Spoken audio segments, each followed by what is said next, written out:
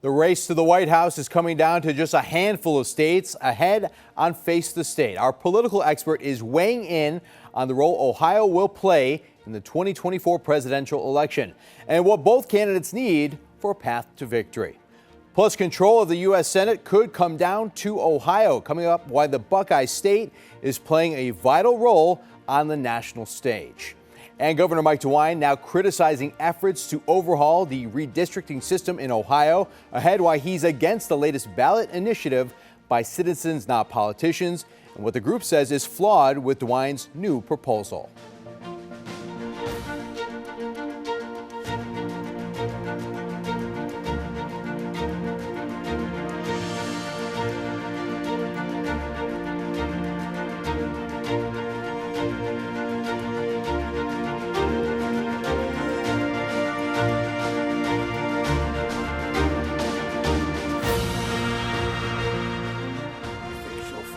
I do fight for jobs, and I'm not a pundit. I'm not a commentator. My job is to focus on things like the American Flag Act, on veterans, and making sure that our government serves our people better than we have in the past.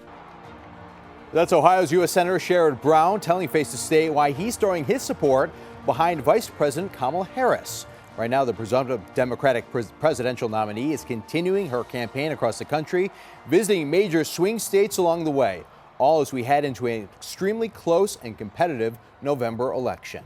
Thanks for joining us for Face the State. I'm Clay Gordon. Doug Petcash has the morning off. This election could come just down to a small handful of states, and the outcome could have an impact far beyond who controls the White House.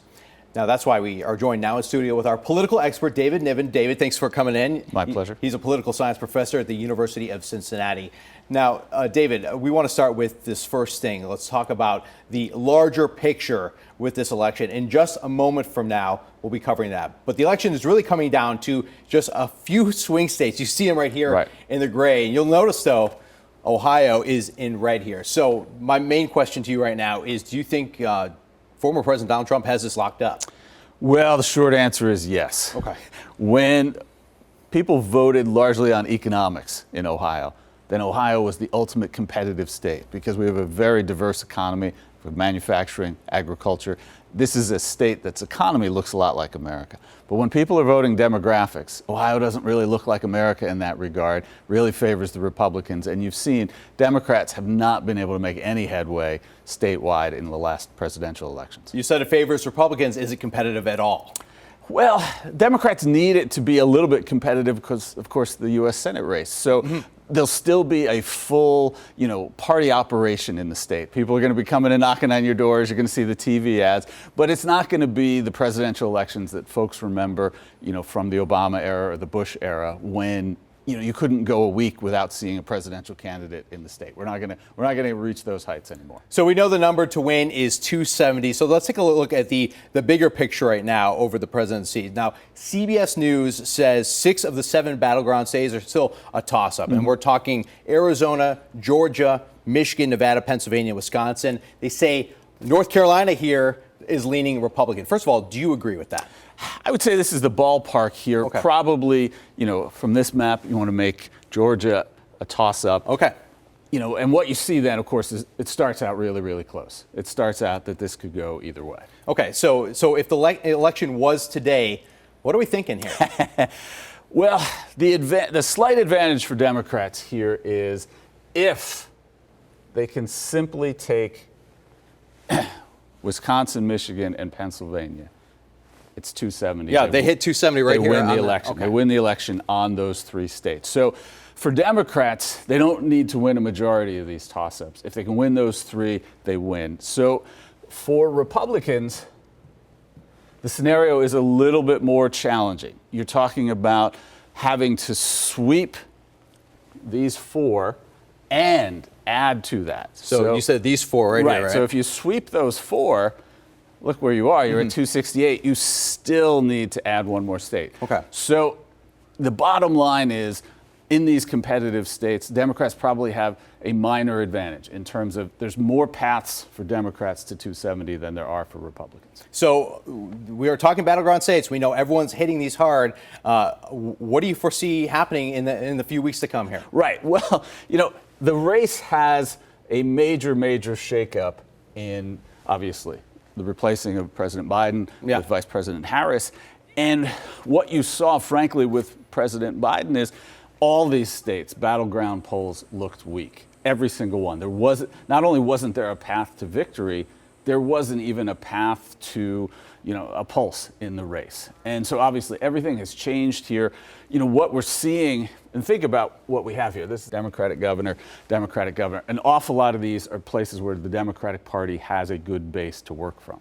And a couple of these Democratic governors are on the list for that's potential candidacy too. But without getting far into that here, what do you think it will take, especially with potentially an upcoming debate? Do you think the debate, if it happens, do you think that will sway any voters?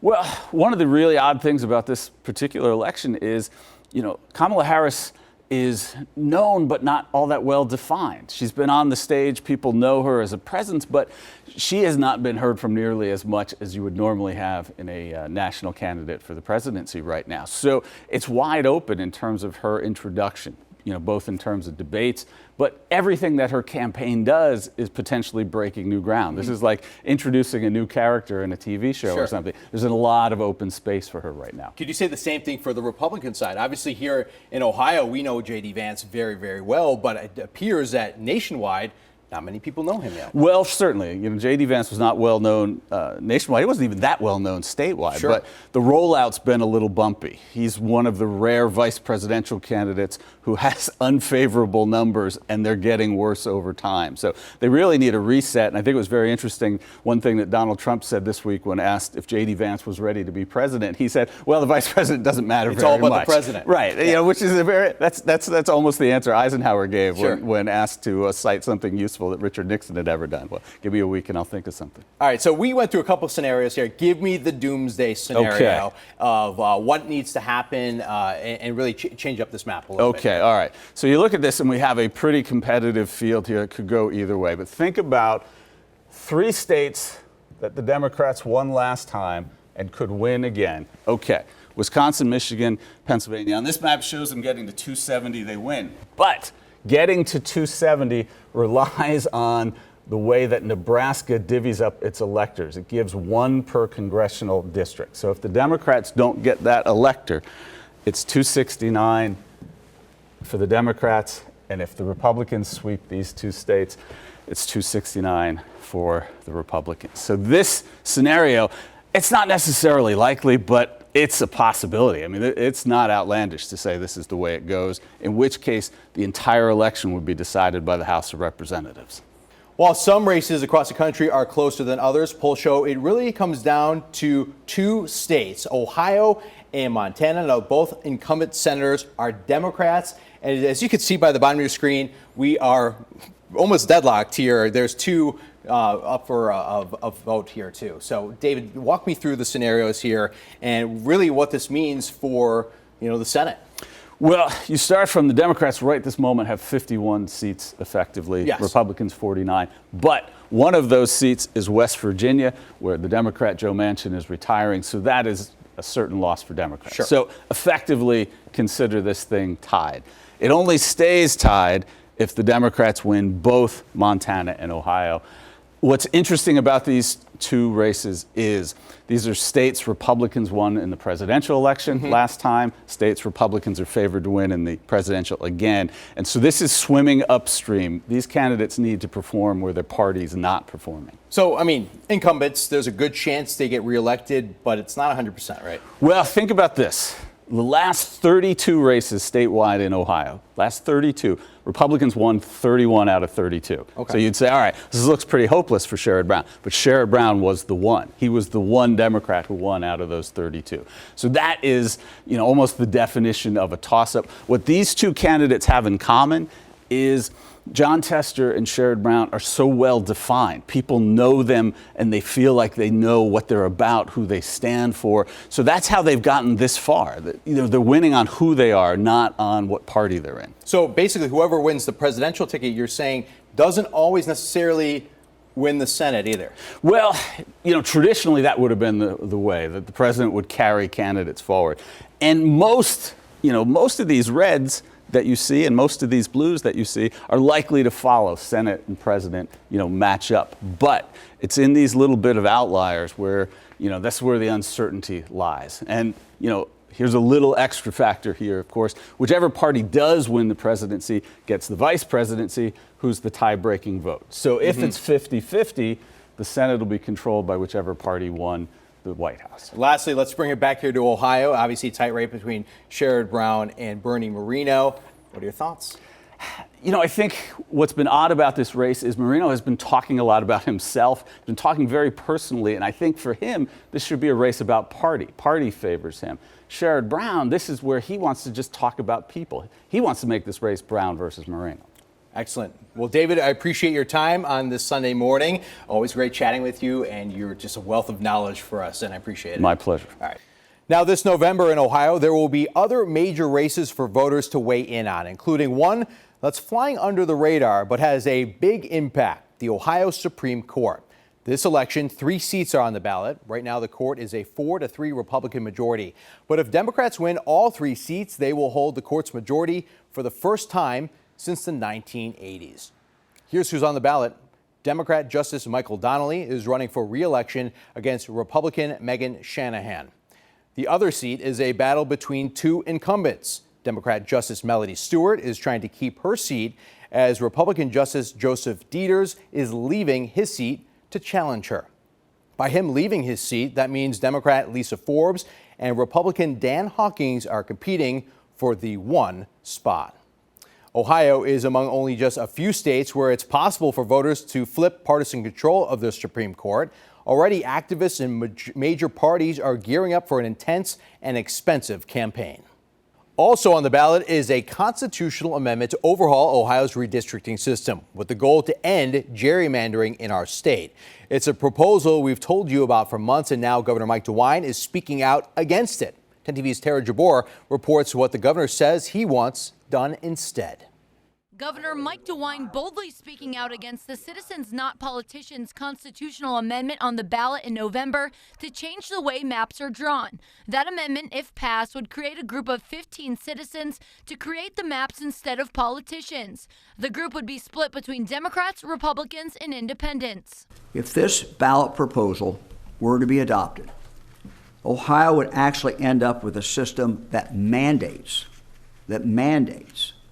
that compels map drawers to produce gerrymandered districts. After the voters see the results, see the districts that have been produced, voters would once again demand change and would be even more disillusioned with the whole mess. The governor says he wants to end gerrymandering once and for all in Ohio. He's calling on the legislature to take up the state of Iowa's process of drawing maps. In Iowa, there is a 5-member bipartisan commission that draws the maps. Those maps are then passed on to the state legislatures, who can either accept, reject, or modify the maps. Maps should be drawn based on population, with no consideration of past partisan voting patterns. The governor showed several maps that focused on proportionality, something he says the amendment focuses on for map drawing. David Niven, political science professor at the University of Cincinnati, calls DeWine's attempts to show the maps he believes would happen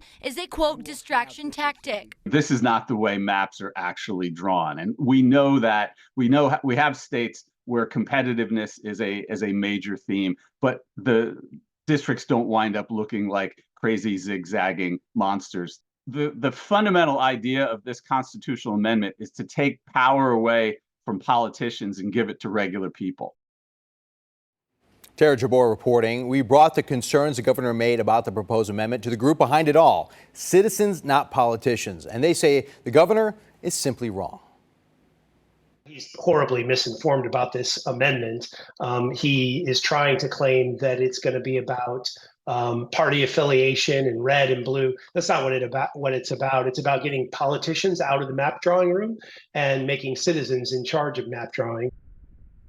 Chris Davey is a spokesperson for Citizens Not Politicians. He says in addition to creating a commission that has 5 Democrats, 5 Republicans, and 5 independents, there will also be 7 public hearings so everyone can weigh in.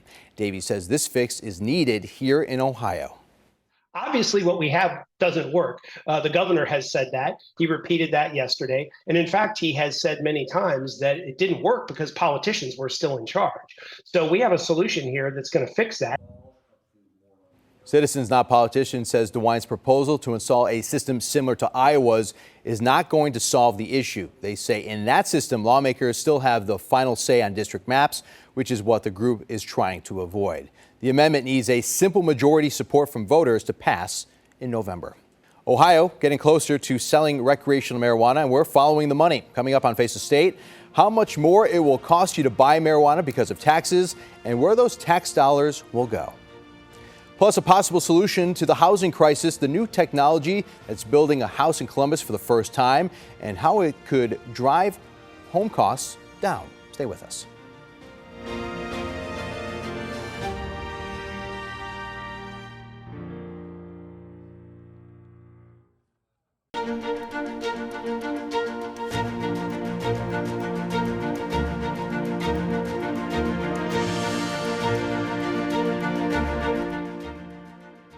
Ohioans right now are eagerly waiting for recreational marijuana to hit the shelves. This all after voters passed a law legalizing it across the state. Well, it's still not clear when marijuana sales will begin. Once they do, the products will be taxed an additional 10% on top of the state sales tax. So where will that revenue go? 10 TV's Tara Jabor has the answer this morning.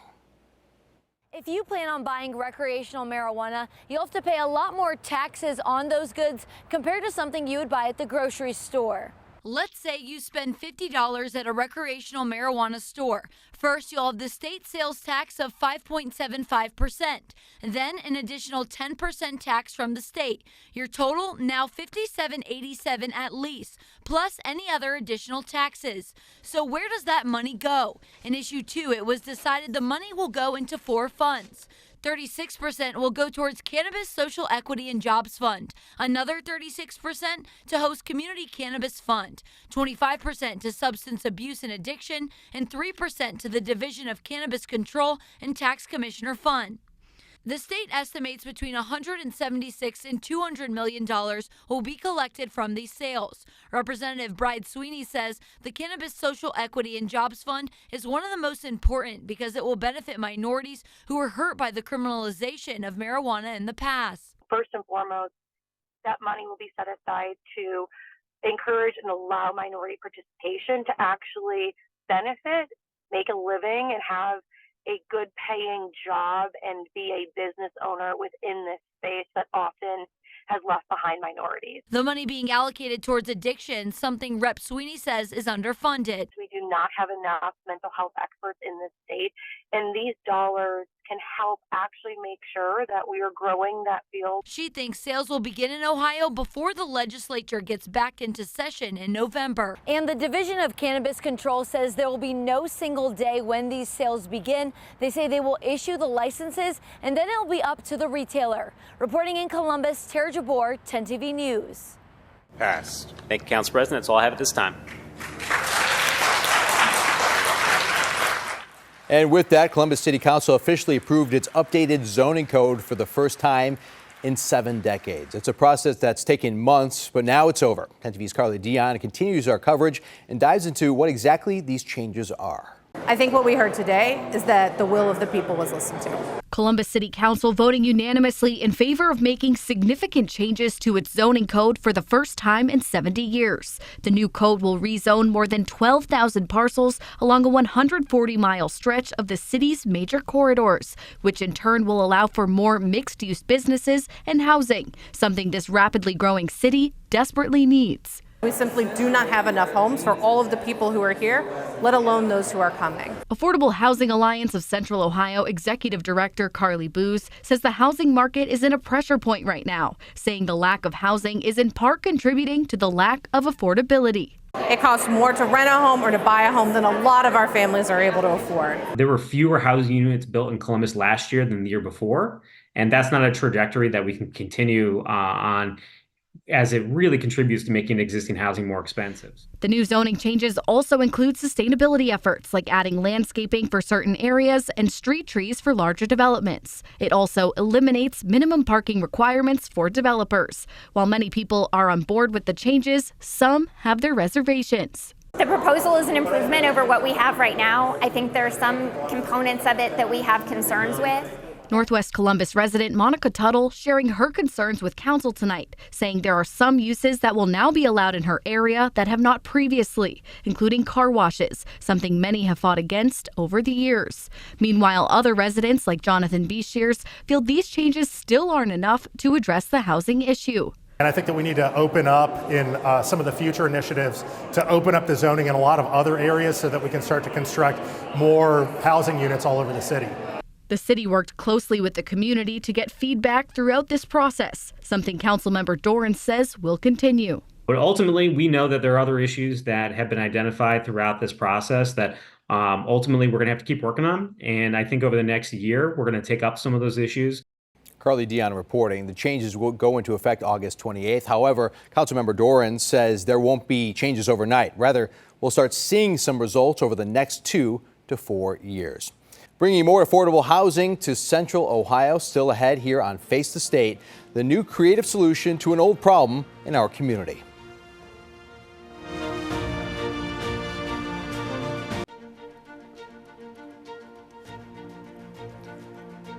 Well, it's no question Central Ohio continues to grow, but with that growth comes addressing the housing affordability crisis.